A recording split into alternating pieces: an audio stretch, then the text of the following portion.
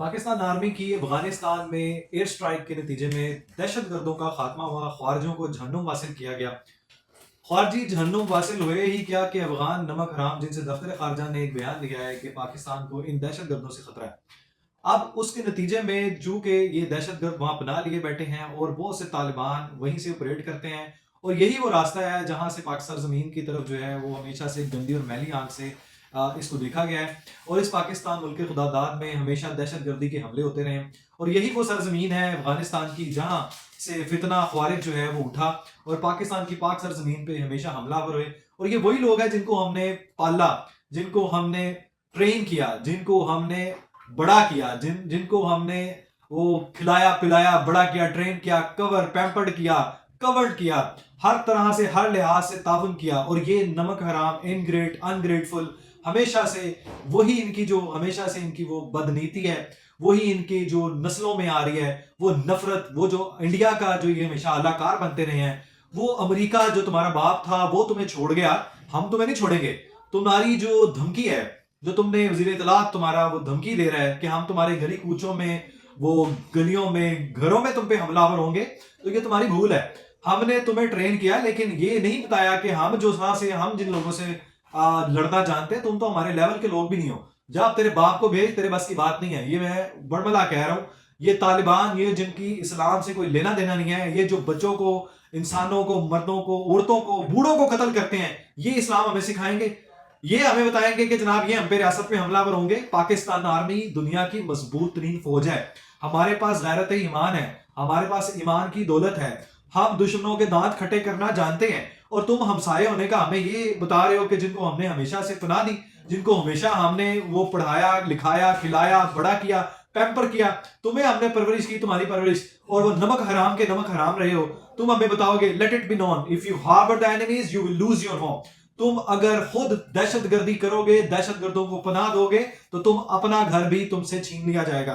तुम हमें ये जो दहशतगर्दी का बार बार ये वहशत, ये जो खौफ फैलाते हो ना, हमारे बच्चों में भी ये खौफ नहीं है, हमारी औरतों में भी ये खौफ नहीं है।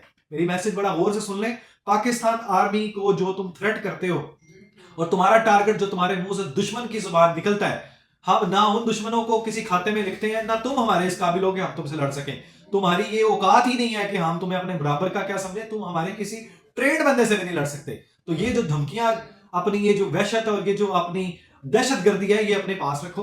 और ये जो दहशतगर्दी आप हमारे यहाँ पे बच्चों में एक वहशत फैलाते हैं, दहशत फैलाते हैं, इसको हम दांत खट्टे करना जानते हैं और हम भरपूर मुकाबला करना जानते हैं। और हम तुम्हें ये बताएंगे कि दफ्तर खारजा ने जो बताया दहशतगर्द तुम्हारे यहाँ पनाहगीन है, वो पनाहगजीन आपने दी हुई है, तो आपको पहले उनको बाहर निकालना होगा। दहशतगर्दों का दोस्त हमारा दुश्मन ही है, वो खुद भी दहशतगर्द है। और अगर दहशतगर्दों का ये ही आपने रवैया यही रखा और आपने यही मुल्क खुदादार पे मैरी आंख से देखा, तो हम तुम्हें बड़ा मुंह तोड़ जवाब देना जानते हैं। और हम तुम्हारी वो सारी जो तुमने प्लानिंग की हुई है उसको 5 मिनट के अंदर इसको निस्तो नबूद करना जानते हैं।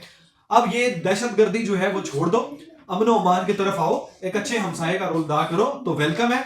अगर यही वाला रवैया अख्तियार करोगे कि अमेरिका जो है ना तुम्हारे यहाँ बड़ा असला छोड़ गया, तो असले की बुनियाद जो है वो कोई जंग नहीं जीती जा सकती। हम जंग जीतना जानते हैं, लड़ना जानते हैं, और बड़ा मौसर तरीके से लड़ना जानते हैं। अब रही बात अफगान नमक हरामों के अलावा, ये जो अफगांडूज हैं और इमरानडूज हैं, 60 मजीद 9 मई के सानिया के जो मुजरिमान थे, इनको सजा हुई है।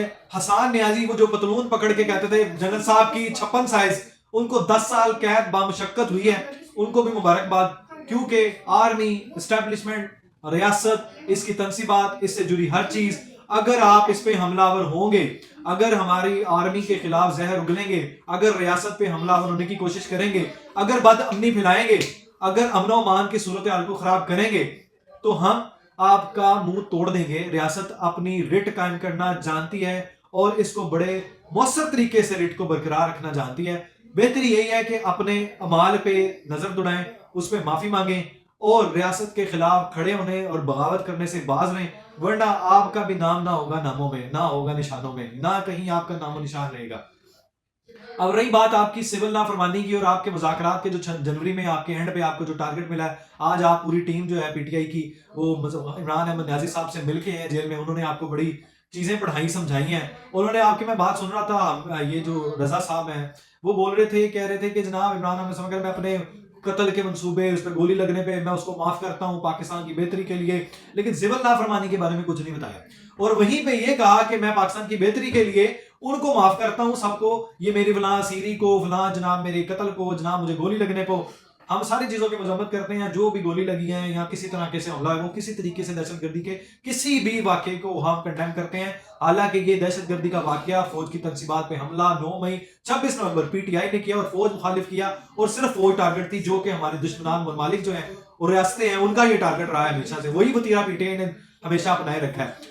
इसी जुमले में वो ये कहते हैं, लेकिन मैं अपने कारकुनान को, लीडरशिप को, मेंबरान को, पार्लियामेंटेरियन को, वो जो डटे रहे, जो मुकाबला करते रहे, जिन्होंने बकायदा जनाब फौज के खिलाफ लड़ा है, जो रियासत के खिलाफ हमलावर हुए हैं, खड़े हुए हैं, उनको वो उनका फख्र समझते हैं। तो ये जो झोल है, ये जो गंदगी है, ये जो दोहरा मियार है, न्याजी साहब आपके जुमलों से आपके ही बंदे ने बताया, हमने नहीं बताया। साहब रजा अहमद साहब जो है उन्होंने नहीं बताया कि आपने उनको बड़ी शाबाश दी है कि आपने रियासत में हमलावर होने की जनाब बड़ी भरपूर कोशिश की है। मैं आपको फख्र है आपको इन पे, आप हमलावर हुए हैं। लेकिन आपको ये बात बता दें कि पिछले साल के मुकाबले में आपकी सिविल नाफरमानी की तहरीक के बावजूद इस साल 11 महीने में ये सिर्फ 2.5 अरब डॉलर का बैरूनी सरमायाकारी में इजाफा हुआ है। सिर्फ आप अपना जहर उगलना बंद कर दें तो ये मुल्क में बड़ी सरमायाकारी आएगी और मईशत जो है वो भरपूर तरक्की करेगी, पाकिस्तान स्टेबल होगा, जिसका आज आपने बरमला इतराफ किया है।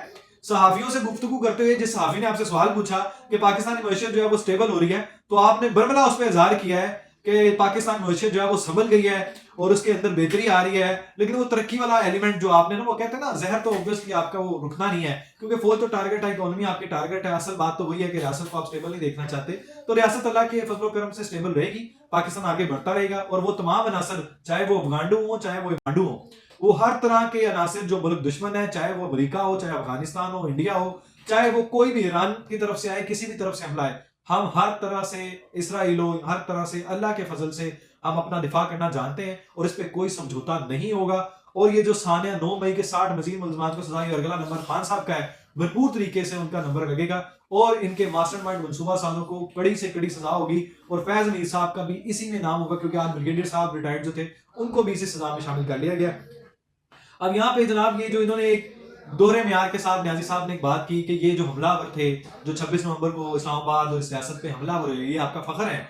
तो अगर आपका ये फख्र है तो आपके साथ मुज़ाकरा तो आपके साथ नहीं चलने, जो आपको 31 जनवरी तक आपने टाइम दिया है। और जो आपने दूसरी बात सबसे इंपॉर्टेंट आपने कहा कि जनाब वो जो आपके मुतालबात हैं वो आप पूरे करवाना चाहते हैं, जिसमें आप जुडिशल कमीशन बनाने चाह रहे हैं, सीसीटीवी कह रहे हैं, तो आपकी सारी लीडरशिप तो उसमें नुमाया सारी दुनिया के सामने। अभी तो उसमें से 10-15 लोग ऐसे हैं, ये सनम जवेद इंक्लूडिंग ये खोला चौधरी वगैरह, ये सारे तो भी बाहर हैं, जिनके खिलाफ जो है वो खदीजा शाह और ये सारे जो लोग हैं, इनके खिलाफ तो भी कार्रवाई नहीं हुई, तो पिक्चर तो भी बाकी है। और आप रही बात जुडिशल कमीशन की, ये क्राइम कमिट हो चुका है, उसके ऊपर जुडिशल कमीशन कैसा, वो आपने जो क्राइम किया हुआ उसके मुताबिक इन्वेस्टिगेशन और इंसाफ और कानून के तकाजे पूरे करते हुए आपके खिलाफ कार्रवाई होगी। और उसको पूरी दुनिया जानती है कि आर्मी इंसाफ कानून के तकाजों को पूरे करते हुए आर्मी कोर्ट ने 85 लोगों को सजा दी है। अब आपको अपने गले में अगर फंदा नजर आ रहा है तो फिर आपके दर्द की जो है वजूहात को आप खुद बयान कर रहे हैं।